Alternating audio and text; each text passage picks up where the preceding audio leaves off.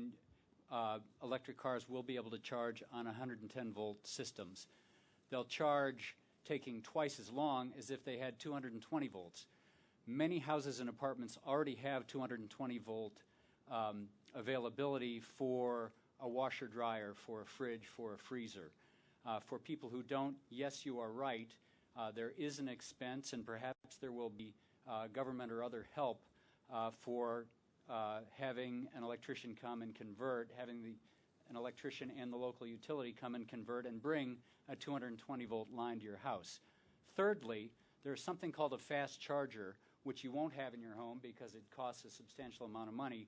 But in charging stations in cities, along highways, in shopping centers, etc., as this ecosystem develops, that's a 480-volt system and can charge a car in a very rapid amount of time. So those three levels of charge, one is broadly available in houses. Yes, it's slower, but most of these cars will recharge easily overnight on that, especially if you drive only about 40 miles a day, which is what most consumers do.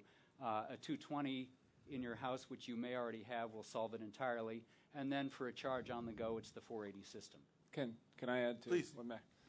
I think one of the ways that you have to think about buying the electric car differently from an internal combustion car, and maybe slightly different from Mac's point of view, I don't think you'll have to go out and ask the electrician to wire your garage for 220 kV, which is an additional expense. It's not that much of an additional expense, but I think when you buy the car, you may be presented with a contract to basically buy the miles as well. And keep in mind that right now, depending on how fuel efficient your car is in the United States, if you have a relatively efficient passenger car in the United States, it's costing you somewhere between 10 and 12 cents per mile to use that car.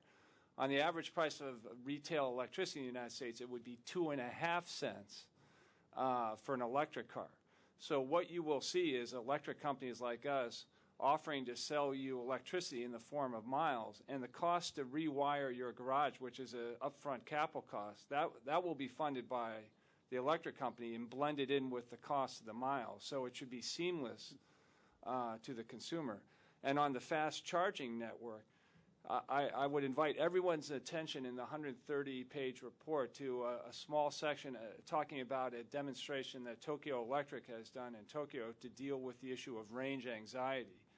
The fast chargers, you don't need that many of them because, again, with most people, 95% of cars going 40 miles, and now with the Nissan Leaf having a 100-mile range, the issue has gone from the range of the battery to the range anxiety in the mind of the American consumer. And what Tokyo Electric found, and they've demonstrated this, is that just by having a few chargers around their city, people actually use the battery in their car, but they don't actually use the charger. They charge back at home.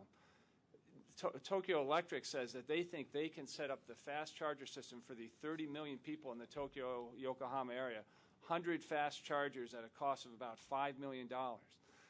That's all that's required to allay people's range anxiety. So I don't want to overestimate the expense of dealing with this range anxiety issue. But still, someone has to do it. Los Angeles County years ago created about 200 charging stations. They are not wired for the modern cars that we're all making, but they will be. But on David's point, taking California as an example, you could wire the entire interstate system with these fast chargers at 25-mile intervals for something like $50 to $75 million. That's the entire interstate system of California.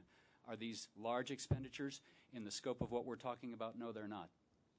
And the technology is here. I want to bring Congressman Markey in, who's just joined us. One of the questions that's been raised, Congressman, is Dan Becker raised, great to have this whole smart system and electric vehicles, batteries, but ultimately, if the power source isn't cleaned up or isn't as clean as possible, the impact and the efficiency of the system it really isn't there. What's happening with Waxman-Markey? That's going to be a big part of your legislation. We saw yesterday Copenhagen was, I'm going to be gentle here, downgraded slightly, it seemed. Where does your legislation stand at? Thank you. Well, first of all, as you know, the head of the Environmental Protection Agency during the Bush administration did not appear before the Energy and Environment Committee. He was in a witness protection for program, I 6 understand. consecutive years, the most successful witness protection program in the history of the United States. So beginning on January 20th of this year, we began a process to move very, very rapidly towards passing legislation. The good news is, on the one hand, last year there were 9,200 new megawatts of renewable electricity installed in the United States. It will be between 8,000 and 9,000 this year, even with the recession.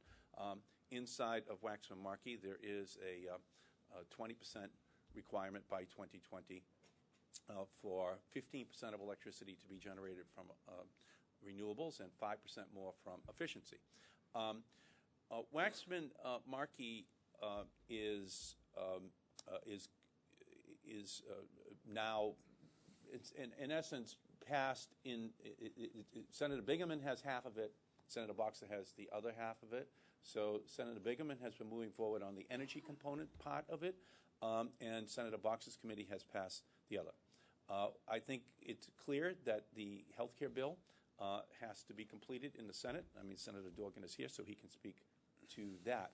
But I do believe that internationally it has been heartening to the rest of the world that we have been moving. I was in Copenhagen 2 weeks ago, meeting with the chairman of the Energy and Environment Committees as they get ready to go to Copenhagen.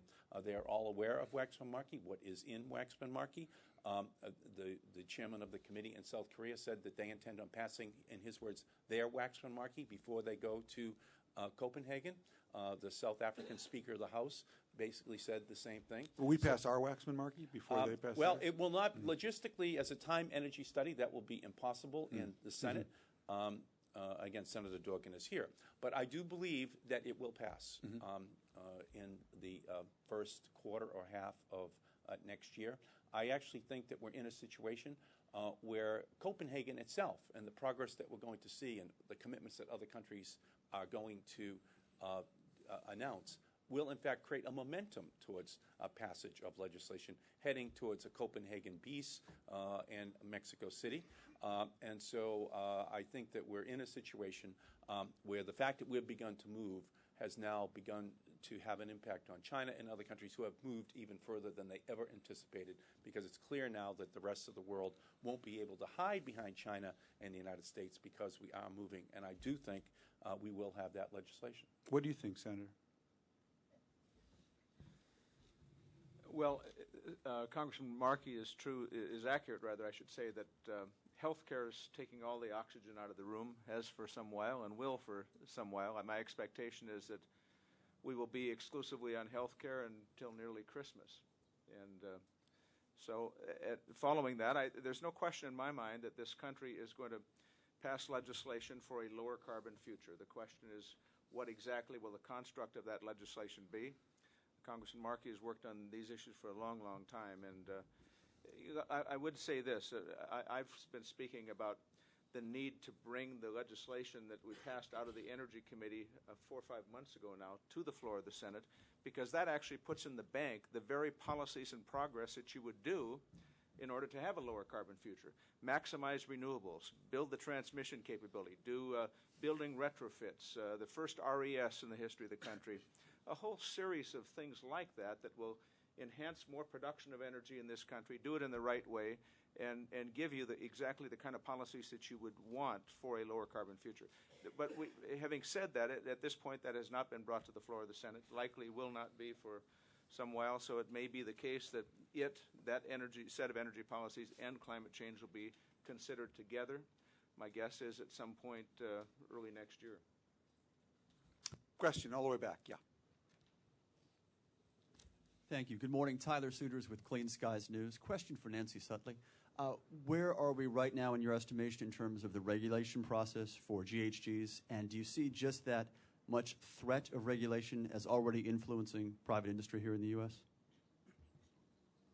Could you translate that into English? Well,